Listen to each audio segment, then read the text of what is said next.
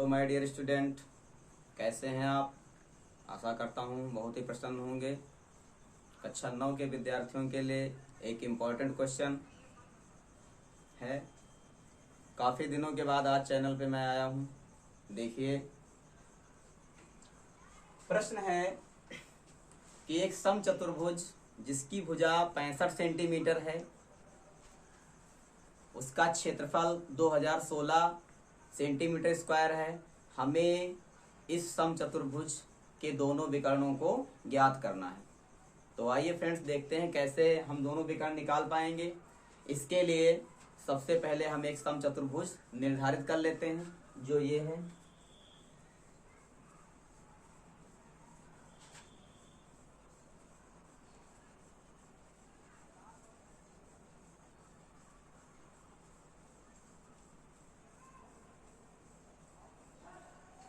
ABCD हमारा एक समचतुर्भुज है जिसके दोनों विकर्ण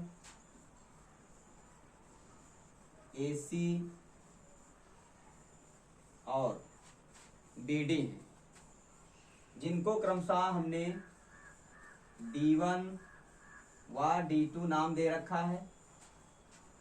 और ये दोनों विकर्ण एक दूसरे को O पे कट कर रहे हैं। इसकी भुजा 65 सेंटीमीटर है व इस समचतुर्भुज का क्षेत्रफल 2016 सेंटीमीटर स्क्वायर है। तो ये आपका क्वेश्चन है, जो एक्सरसाइज 17.2 का है, क्वेश्चन नंबर 11। तो इसके लिए आंसर है, मान लेते हैं, हम निर्धारित कर लेते हैं कि विकर्ण क्या होंगे। तो माना समचतुर्भुज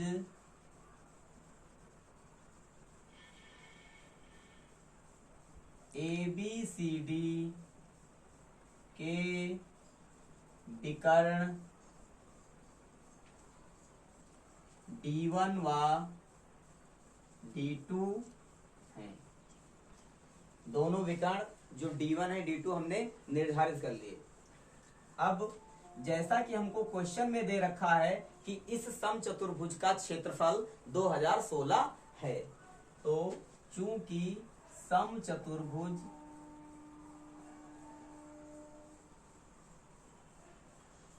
ABCD का क्षेत्रफल बराबर दिया है 2016 सेंटीमीटर स्क्वायर। जैसा कि माय डियर आपको पता है कि समचतुर्भुज के क्षेत्रफल का फार्मूला होता है 1/2 और उनके विकर्णों का गुणनफल। तो D1 इंटू D2, और ये बराबर हो गया 2016 की। यहां 2 में है, दूसरे पक्ष में जब हम इसको ले जाएंगे तो ये गुणे में पहुंच जाएगा। तो D1 डॉट D2 बराबर हो गया 4032। 2 से मैंने उधर दूसरे पक्ष में गुणा कर दिया और ये मेरी इक्वेशन बन गई फर्स्ट। अब क्या है, आपको पता होना चाहिए कि समचतुर्भुज के जो विकर्ण दोनों हैं वो एक दूसरे को समकोण पर समद्विभाजित करते हैं। समकोण पर समद्विभाजित करते हैं, इसका मतलब AC विकर्ण BD विकर्ण को समद्विभाजित कर रहा है और इसी तरह से BD विकर्ण जो है AC विकर्ण को भी समद्विभाजित कर रहा है। किस पे? समकोण पर। तो समकोण पर जब समद्विभाजित कर रहे हैं तो ये कोण हो गया इसका 90 अंश। और फ्रेंड्स, जैसे ही ये कोण 90 अंश हुआ, वैसे ही ये त्रिभुज AOB जो आपका है वो एक समकोण त्रिभुज हो गया।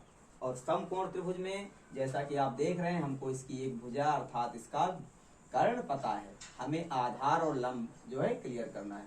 तो विकर्ण एक दूसरे को समद्विभाजित करते हैं, मतलब ये विकर्ण D1/2 हो गया और ये विकर्ण हो गया D2/2। तो आइए, समकोण त्रिभुज AOB में पाइथागोरस का प्रमेय अप्लाई करेंगे तो ये हो जाएगा D1/2 का स्क्वायर प्लस D2 बाई 2 का होल ऑफ स्क्वायर, और ये जो इसका कर्ण है वो 65 का स्क्वायर हो जाएगा। तो ये हो गया d1 square by 4 plus d2 square by 4 और बराबर 65 का हम मल्टीप्लाई कर लेते हैं इधर इस तरफ। तो 65 का मल्टीप्लाई करेंगे तो ये आ गया 55 25 5 छक्का 30 और 2 32 और 6 पंचे 30 और 6 छक 36 और 6 पंचे 30 6 छक 36 3 39 5 2 और 9 3 12 ये 42। तो ये मेरा आ गया 42 25। अब चार इधर लासा करने पर हमें मिलने वाला है d1 square plus d2 square by 4 और ये हो गया 42 25। चार का मैंने उधर मल्टीप्लाई कर लिया तो ये हो गया d1 square plus d2 square बराबर 4 पंचे 20 4 दूनी 8 2 10 4 दूनी 8 और 1 9 और 4 चौको 16। इस तरह से हमें एक दूसरी इक्वेशन प्राप्त हो गई जो d1 square plus d2 square में है। अब हमारे पास दो षटसंख्याएं हैं जिन्हें हम लगाएंगे a प्लस बी का होल स्क्वायर और a माइनस बी का होल स्क्वायर। यहाँ पे हमारे विकर्ण d1 और d2 में दिए गए हैं, इसलिए हम d1 को a मानेंगे और d2 को b मान के लगाएंगे।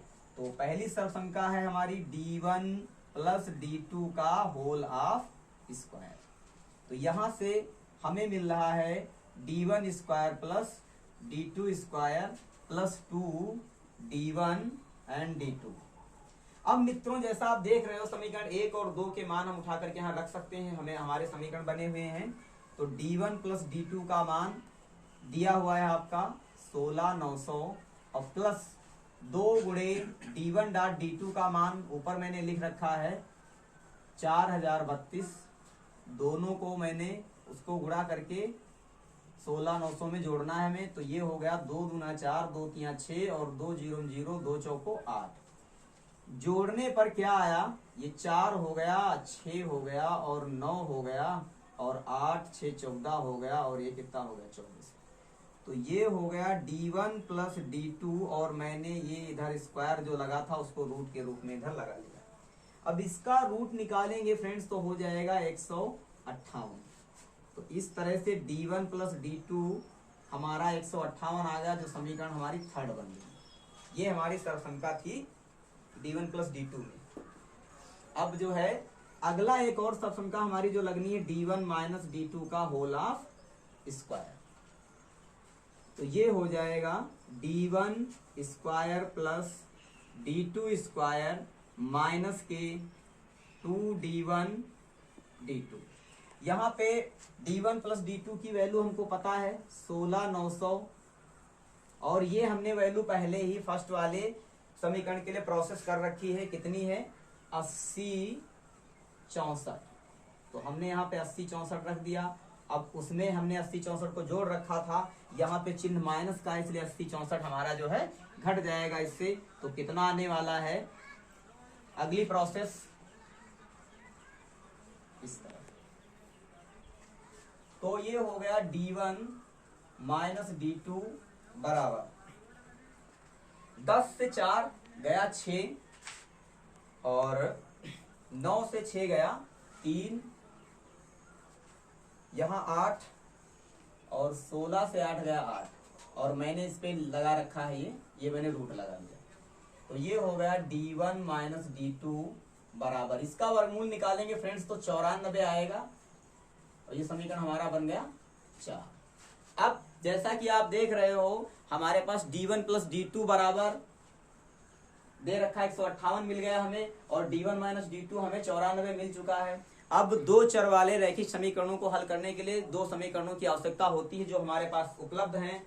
d1 प्लस d2 158 और d1 माइनस d2 94, समीकरण नंबर 4। अब मैं समीकरण 3 प्लस 4 कर देता हूं। तो ये हो गया d1 plus d2 by 158 d1 minus d2 is equal to 94। जोड़ने पे d2 प्लस माइनस के कट हो जाएंगे, तो ये कितना हो गया 2d1 बराबर 8 4 12 हो गया, 9 5 14 और 1 15 हो गया, और ये 2। यहाँ 2 से हम इसको काट देंगे तो 2 1 कम 2, 2 दूना 4 और 2 छाक 12। इस तरह से फ्रेंड्स आपका d1 निकल के आ गया। पहला जो डायगोनल आपका है, डायगोनल फर्स्ट 126 सेंटीमीटर आ गया। अब d1 का मान मैं समीकरण नंबर 1 में रख लेता हूं। d1 का मान समीकरण थर्ड में रखेंगे, समीकरण थर्ड में रखने पर तो ये हो गया 126 प्लस d2 बराबर 158। 126 को उधर पक्षांतर कर देते हैं तो d2 हमारा आ रहा है 158 माइनस 126, घटाने पे d2 हो जाएगा 2 और ये 3, 32 सेंटीमीटर। अतः समचतुर्भुज के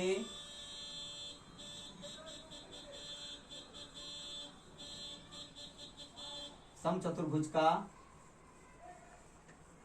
पहला विकर्ण जो मैंने d1 मान रखा था वो आपका 126 सेंटीमीटर का है, और समचतुर्भुज का दूसरा विकर्ण जो है d2 वो 32 सेंटीमीटर आ रहा है, जो आपके आंसर हैं। आशा करता हूं वीडियो आपको अच्छा लगा होगा। धन्यवाद।